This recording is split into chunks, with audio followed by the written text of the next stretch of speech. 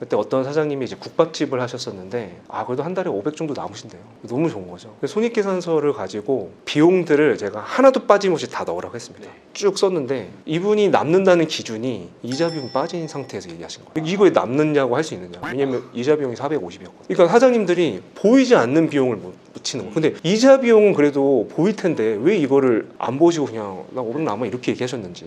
그래서 제가 광명 쪽에서 이제는 만두집 하신 사장님은 가게 하나에 딱 이익률 설정해놔서요. 저도 그런데 딱 그만큼만 나오면 돼요. 왜냐면 자본은 이미 투자금 회수했고 계속 자본이 늘어나고 있는 상태거든요. 그게 뭐 200이든 300이든 왜냐면 계속 자본이 늘어나니까 그 돈 가지고 부동산 투자하고 계세요. 그럼 가게는 이렇게 돌아가면서 한 달에 300이든 400이 나오지만 자본은 늘어납니다. 근데 그 늘어난 거 가지고 가게에다가 다시 투자하는 게 아니라 가게가 아닌 금융자산이나 아니면 부동산 같은 투자자산에다가 투자하는 거죠. 제가 제 인건비를 녹여가지고 교육시키는 게 아니라 한 3페이지, 4페이지 정도 되는 매뉴얼을 딱 줬을 때 제가 없어도 충분히 감당할 수 있는, 지금 제가 없어도 매장이 돌아가고 있는 시스템이잖아요. 그럼 그걸 가지고 의사결정을 내릴 수 있대. 그럼 저는 거기서 중요한 것들만.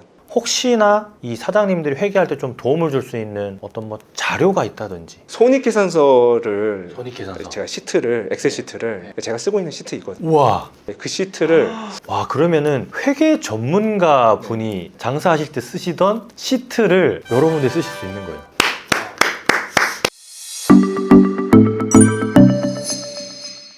우리가 장사를 골병 들게 한다고 표현을 하죠. 그렇게 골병 들게 하는데도 돈이 없습니다. 그리고 또 피토하면서 그렇게 장사하시는 분들도 있는데 그래도 돈이 없어요. 하루에 막 14시간씩 갈아 넣어도 사실은 통장에 남는 돈이 좀 많이 없는데, 오늘은 왜 그렇게 우리가 열심히 일을 하는데도, 장사를 하는데도 돈이 없냐, 그것들을 해결해 줄 수 있는 분을 모시고 뒷판 얘기를 좀 나눠볼까 합니다. 대표님 안녕하세요. 네, 안녕하십니까. 반갑습니다. 네, 안녕하십니까. 윤정영입니다. 네, 저는 서울 종강역 종로타워 지하 2층에서 요거트의 종로서적점을 운영하고 있는 자영업 사장님이고요. 부업으로는 삼성전자나 아니면 포스코, CJ에서 기업 회계 강의를 하고 또 누구나 회계할 수 있도록 회계책을 쓰고 회계 강의를 하고 있는 윤정영입니다. 반갑습니다. 저는 이제 예전부터 대표님을 이제 익히 알고 있는데 직장인들 위한 책도 쓰셨고, 맞습니다. 또 실제로 그 배민 아카데미에서 강의도 여러 번 하셨었고, 클래스 101 거기서도 강의하셨잖아요. 그렇죠? 맞습니다. 그래서 저는 이제 알고 있는데 이제 대표님한테 여쭙고 싶었던 게 이번에 이제 쓰신 책에서도 이제 내용이 나오긴 하지만 이 장사를 뼈 빠지게 많이들 하시잖아요. 그런데도 불구하고 통장에 사실 남는 돈이 그렇게 많지 않다라는 게 지금 자영업의 어떤 현실인데 왜 그런 걸까요? 많은 사장님들이 이제 고민하시는 거잖아요. 되게 식상하게 많이 말씀하시는 게 매출은 좀 느는 것 같은데 통장에 돈이 없다. 네네네. 보면은 자기가 쓰고 있어요. 돈을 또 가게에서 쓰는 거랑 자기가 쓰는 게 구분이 안 돼 있어서, 또는 이익에 대해서, 그러니까 내가 버는 돈인 수익과 내가 벌고 쓰고 남은 돈인 이익의 구분이 잘 안 돼 있으셔가지고 그냥 버는 것만 보시는 거죠. 우리나라의 이제 작년 자료를 보니까 신규 창업 대비 폐업률 100개를 열면은 100개가 문을 닫는다. 그러면 100%거든요. 작년 기준으로 음식점이 96.2%였어요. 폐업률이. 그러니까 100개를 열면 96개가 문을 닫는 거죠. 저는 그게 바로 약간 우리 사장님들이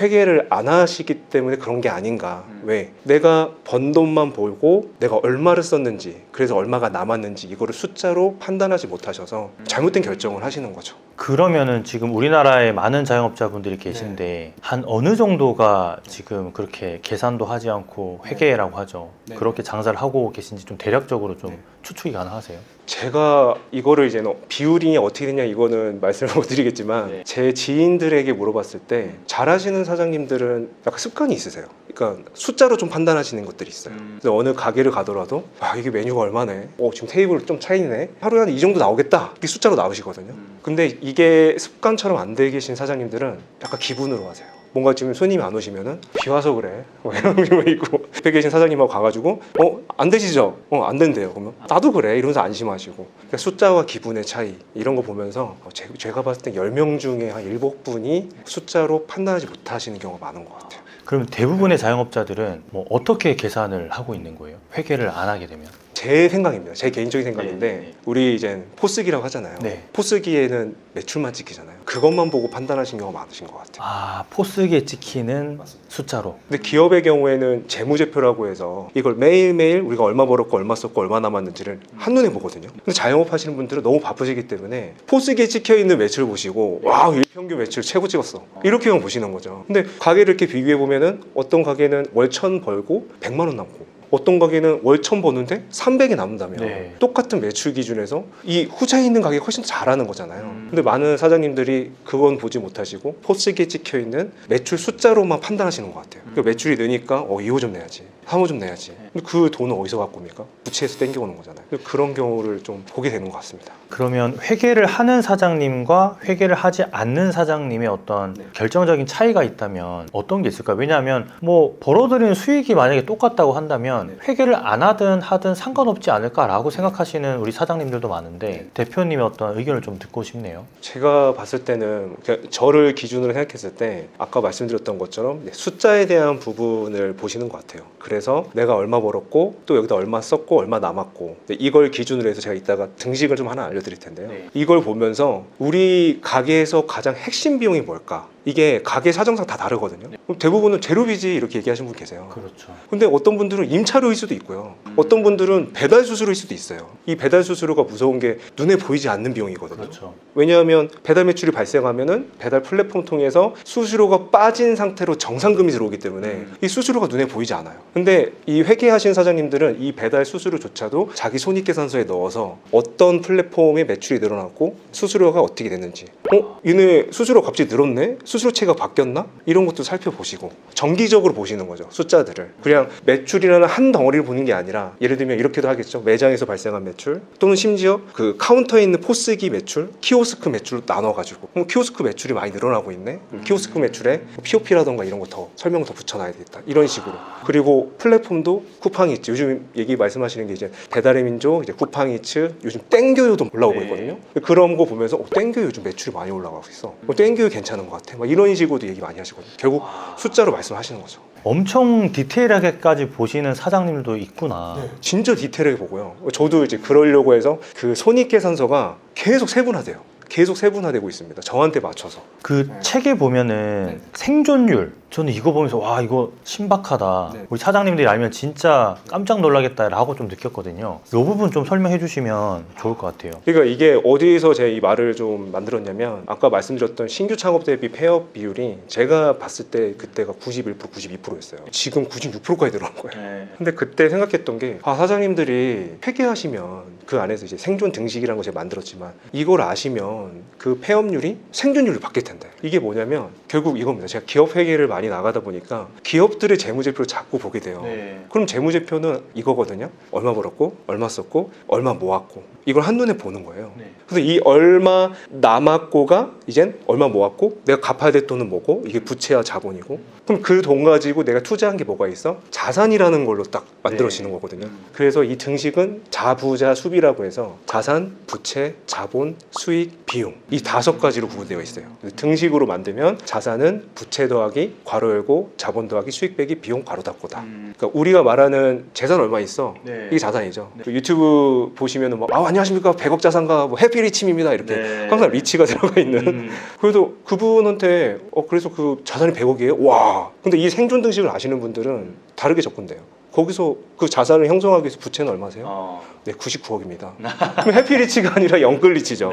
이 자산이라는 건 결국 우리 사장님들한테 가계입니다. 가계. 이 가계에 투자하기 위해서 부채와 자본, 갚을 돈과 내 돈. 부채는 갚을 돈, 자본은 내 돈이거든요. 그래서 결론이 이 등식을 하면 내 자산과 내가 갚아야 될 돈, 내가 이제 모으고 있는 돈 이걸 숫자로 보게 되는 거예요. 내 사업의 실태를 숫자로 파악해야 되거든요. 그래서 내가 모은 돈 자본이 수익과 비용의 증감에 따라서 결국 내가 사업을 하는 이유는 이 자본이 늘어나려고 하는 거거든요. 그렇죠. 자본이 감소하고 부채가 늘어나려고 사업하는 게 아니거든요. 그러면 안 해야 되는 건데. 그렇죠, 맞죠. 그럼 그거를 숫자로 판단해서 나는 여기 사업은 여기까지구나. 아니면 내가 이 정도 했으니까 내가 모은 돈 충분히 회수했으니까 이제 2호점, 3호점 내야지. 아니면 그냥 알짜배기 매장 놓고 재테크를 해야 되겠다. 이런 결정들을 이 등식을 숫자로 실태로 만들어서 판단할 수 있다는 게 장점인 거죠. 그러니까 저도 이제 책을 읽으면서 조금 이해가 안 되는 부분은 다시 읽고 하면서 조금 이해가 됐는데 지금 다시 또 막 등식이 나오고 하니까 조금 어렵거든요. 아마 시청자분들도 조금 어렵다고 생각하실 수 있는데 죄송합니다.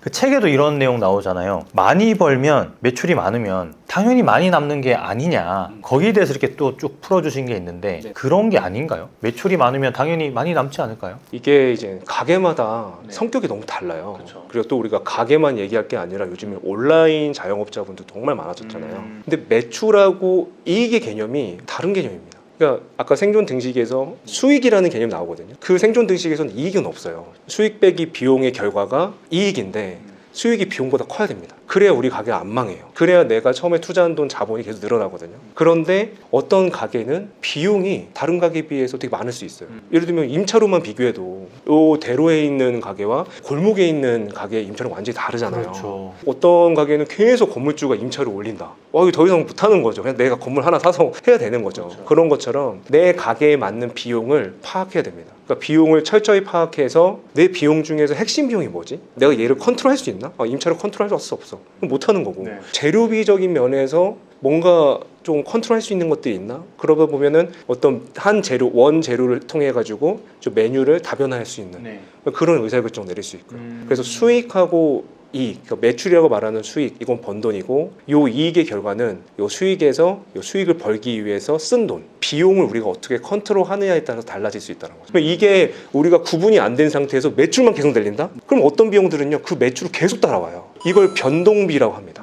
제 책에서 손익계산서에 비용을 두 가지로 구분해라. 변동비. 이 친구는 스토커 같아서 매출을 계속 따라옵니다. 근데 이 변동비가 굉장히 큰 가게인데 매출만 늘린다? 그거는 너무 힘든 거죠. 왜냐면 매출 아무리 늘려도 남는 게 별로 없으니까요. 이게 기업도 마찬가지죠. 어떤 기업은 30조 버는데요. 몇백억 안 남아요. 매출이 30조인데 그럼 자산이 20조거든요. 그럼 저는 말씀드리고 싶어요. 그냥 예적금에 넣으시라고. 그렇잖아요. 20조를 예적금에 넣으면 3% 받을 텐데 그 몇백억 벌려고 왜 그렇게 많은 일을 합니까?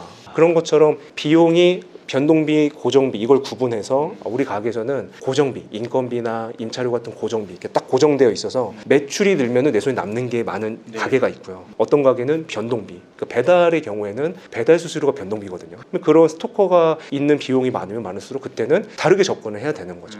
그러면 구조 자체가 잘못된 상태에서 장사를 하고 계시는 분들도 많겠네요. 제가 아까 말씀드린 10명 중에 7분은 우리 가게의 비용의 핵심 비용이 뭔지 모르시고 그냥 매출만 늘리면 되는 거지. 좀 그거 개미지옥이라고 생각합니다. 그래서 많이 버느냐 보다 더 중요한 것은 생존에 제일 중요한 거는 얼마나 많이 남기느냐. 남는 거 그게 바로 이익입니다. 최근에 보면 물가도 많이 오르고 뭐 또 인건비 이슈도 있고 하다 보니까 보통 예전에는 이제 식당 하시는 분들이 한 30%도 남기고 35%도 남기고 하는데 20% 미만인 곳들이 사실 많거든요. 근데 그 중에서도 10% 미만인 곳들도 꽤 있어요. 만약에 이분들이 그럼 지금 당장에 해볼 수 있는 어떤 순이익을 올릴 수 있는 방법이 있다면 좀 대표님께서는 어떤 거를 먼저 좀 체크를 해봐라 라고 좀 말씀을 하실 수 있을까요? 저는 이게 권프로님 영상에도 많이 봤지만 잘 안 되는 가게 보면은 공통점이 있잖아요. 메뉴가 엄청 많잖아요. 메뉴가 엄청 많아요. 저도 그랬었거든요.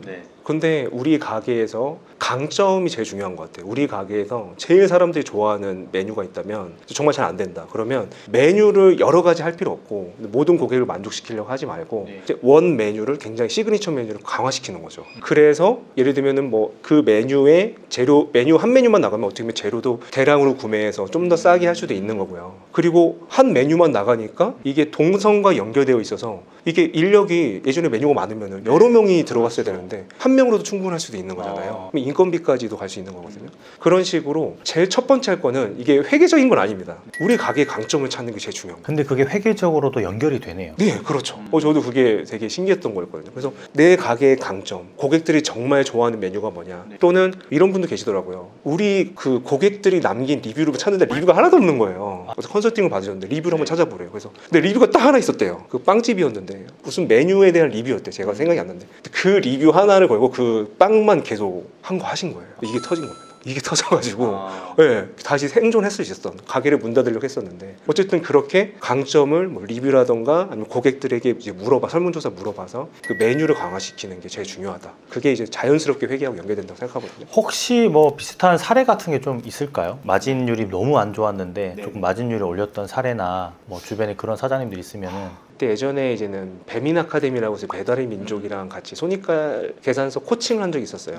그때 어떤 사장님이 이제 국밥집을 하셨었는데 그래도 한 달에 500 정도 남으신대요. 너무 좋은 거죠. 손익 계산서를 가지고 비용들을 제가 하나도 빠짐없이 다 넣으라고 했습니다. 쭉 썼는데 이분이 남는다는 기준이 그때 이제 코로나 때였었거든요. 코로나 때였기 때문에 대출이 많았잖아요. 이자 비용이 빠진 상태에서 얘기하신 거예요. 그냥 매출에서 그러니까 매출원가 뺀, 그러니까 재료비 정도 뺀 그거 가지고 얘기한 거예요. 이거에 남느냐고 할 수 있느냐. 왜냐면 이자 비용이 450이었거든요. 그러니까 사장님들이 보이지 않는 비용을 못 붙이는 거예요. 근데 이자 비용은 그래도 보일 텐데 왜 이거를 안 보시고 그냥 나 500 남아 이렇게 얘기하셨는지. 네. 그리고 그런 분들이 있었습니다. 수십억 정도의 이제는 매출을 낸다. 네. 들으신 분 받았어요. 이름을 공개했었지만 부채가 굉장히 많으셨습니다. 언론에서 봤을 때는 되게 성공한 그거거든요. 네. 부채가 굉장히 많으셨어요. 그걸 이 방식을 그러면 기존에 있던 분들이 따라해서는 안 되는 것들이었거든요. 그래서 지금 좀 힘드시고 좀 뭐 10% 20% 순이익이 안 되시고 제 생각에는 한 달에 100만 원 못 보신 분 정말 많습니다. 그런 경우에는 먼저 내 사업의 실태를 숫자로 먼저 파악하셔야 돼요. 그러니까 이익률을 높이는 개념보다는 먼저 파악을 그렇죠. 해보는 게 우선순위. 내 재산 상태를 먼저 봐서 부채 갚아야 될 돈이 얼마가 있는지 그래서 그런 부분도 봐서 내가 모은 돈과 갚을 돈이 이게 자금을 조달해서 가게에 투자했는데 자본이 마이너스 상태에 계신 분이 굉장히 많아요. 이거를 이제 전문 용어로 자본 잠식이라고 합니다. 이제 주식 투자하신 분들 아시겠지만 네. 이런 상장사들은 자본 잠식, 자본이 마이너스 상태, 내가 모은 돈이 마이너스가 되면은 당장 상장 폐지예요.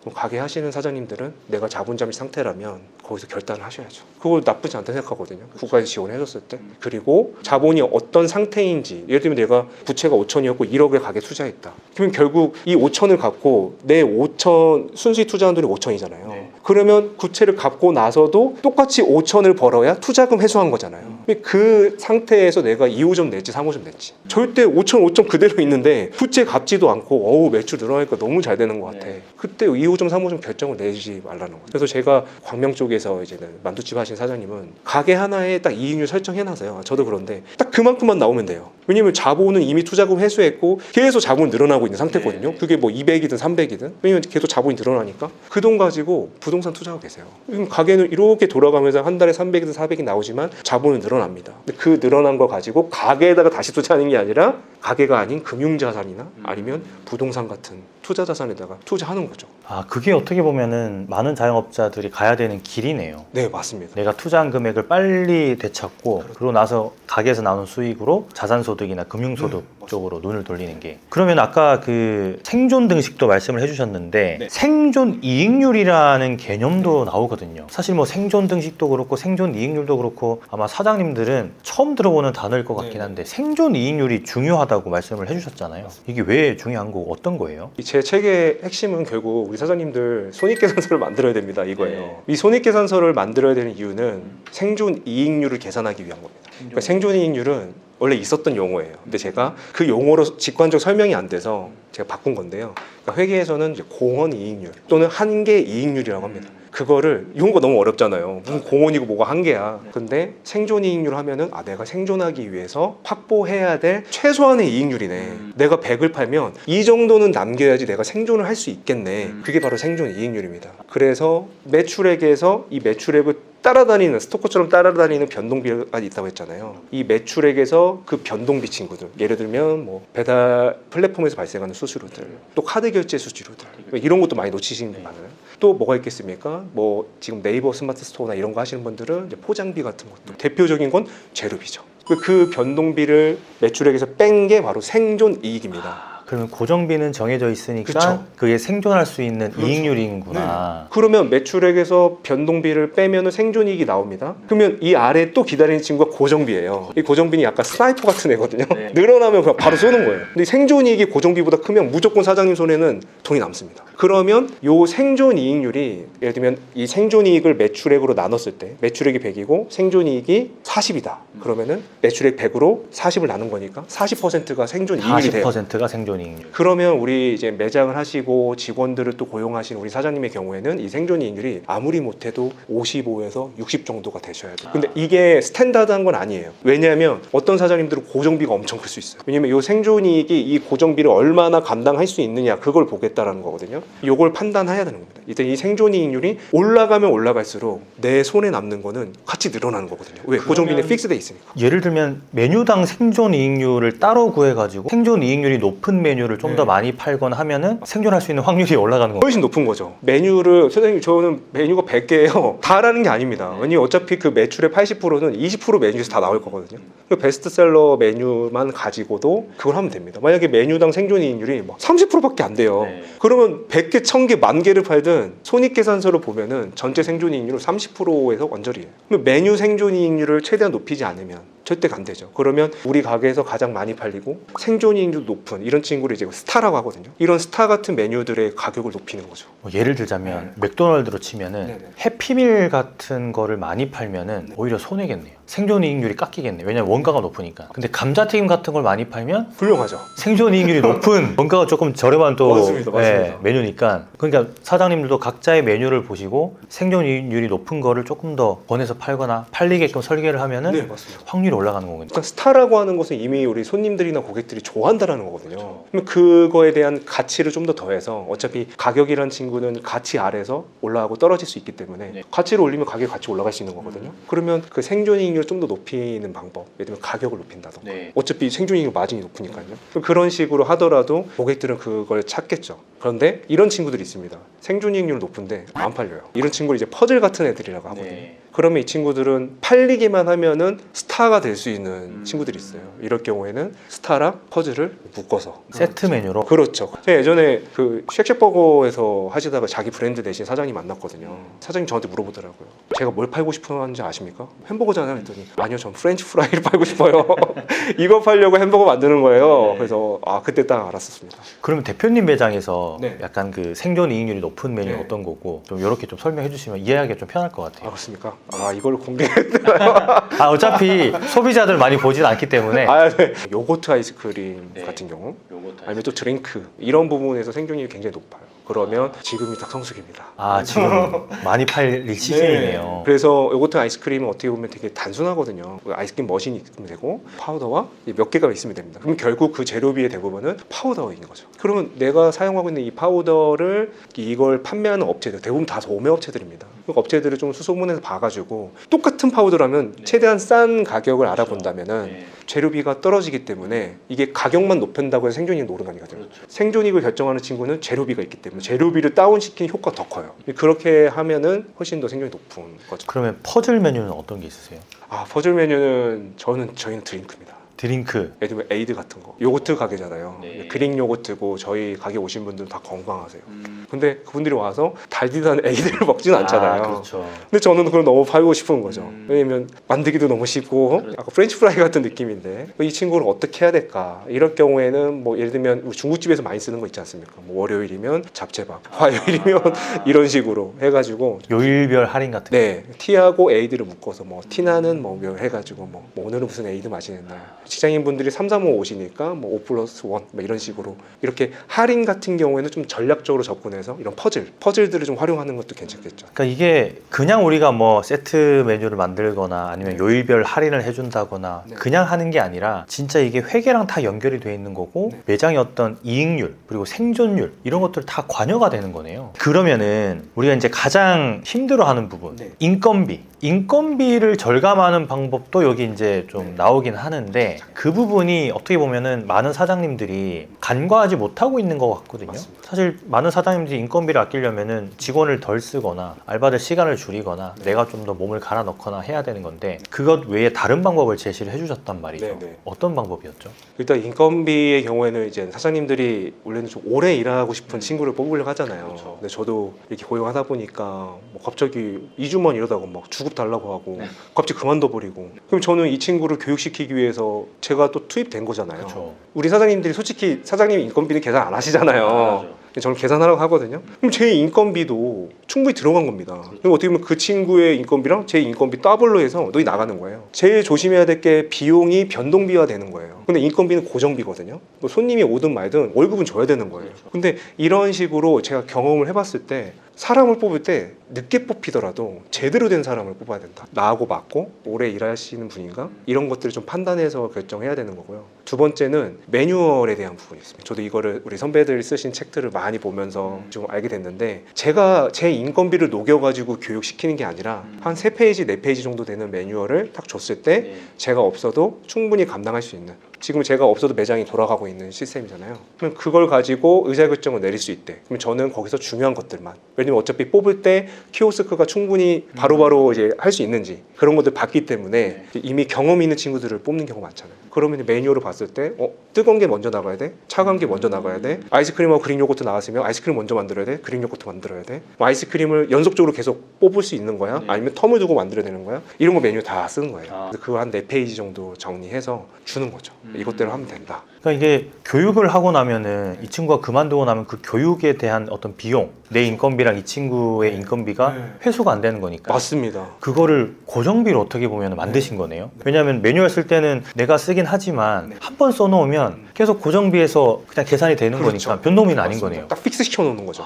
내가 이 친구한테 300을 주기로 했다면은 300에서 픽스 되는 거지. 이게 만약에 중간에 이 친구가 그만두거나 나 더 못하겠어요 이렇게 버리면 처음부터 오래 할 사람을 뽑았기 때문에 이제 픽스 되어 있고 제가 또 가서 교육시킬 필요가 없는 그게 되는 거죠. 어려운 점이 있을 땐 전화했을 때 그때 의사결정만 해주면 되는 거니까. 물론 사장님이 없는 매장을 운영하진 않을 거예요.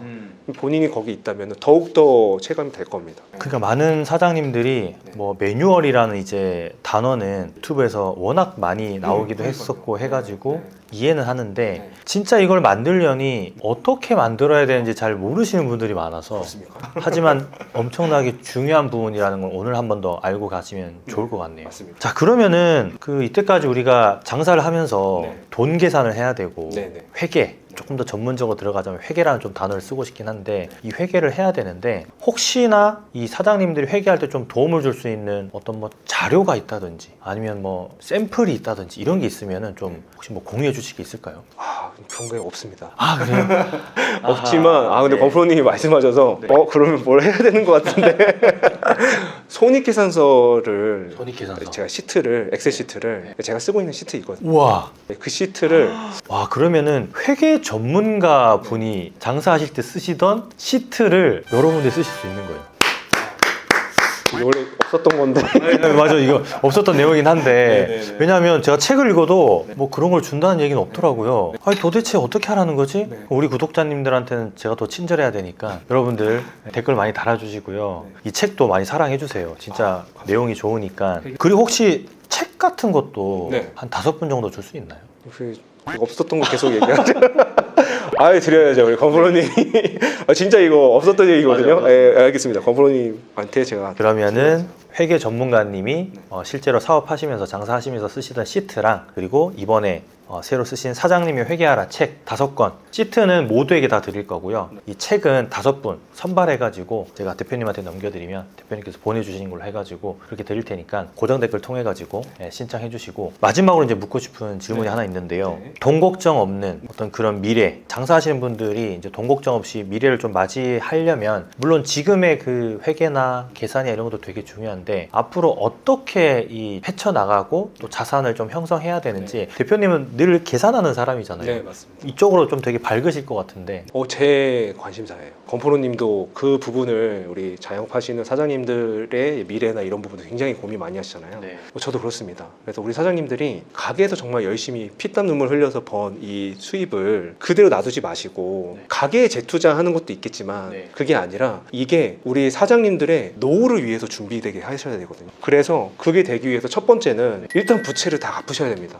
그게 첫 번째 목표입니다, 사장님들. 주택담보대출 이런 거 얘기하는 게 아니에요. 작은 대출들이 있으실 거예요. 그런 대출들을 작은 빚덩어리들을 다 갚아 나가시고 두 번째는 사장님들이 갑자기 다쳤을 때 가게 안 돌아가잖아요. 6개월, 12개월 일하지 못해도 통장에 현금이 있다면 어떻게 될까요? 지금 수입이 만약에 300만 원이라면 6배, 그럼 1,800만 원, 12배, 3,600만 원 정도. 그렇죠? 1,800에서 3,600 정도 되는 현금이 비상금 통장에 있으셔야 됩니다. 부채 제거하시고 비상금 통장 만드시고요. 그 다음에는 우리 사장님들이 관심 많으신 게 투자예요. 투자. 장사를 잘 하시는 분도 그렇고 여러 가지 많은데 엔비디아 해야 돼, 뭐 테슬라 해야 돼 이게 아니라 첫 번째는 뭐냐면요. 노랑우산공제도 너무 좋지만 노랑우산공제는 약간 세 번째고요. 첫 번째는 우리 사장님들의 문제는 직장인들처럼 퇴직연금이 없어요. 근데 직원들을 고용해야 국민연금 이런 것도 있고 맞아요. 연금 저축 펀드라는 게 있습니다. 제가 책에도 썼지만 플러스 직장인처럼 퇴직연금을 만들 수 있어요. IRP라는 거. IRP. 네, 제가 책에 자세히 써놨습니다.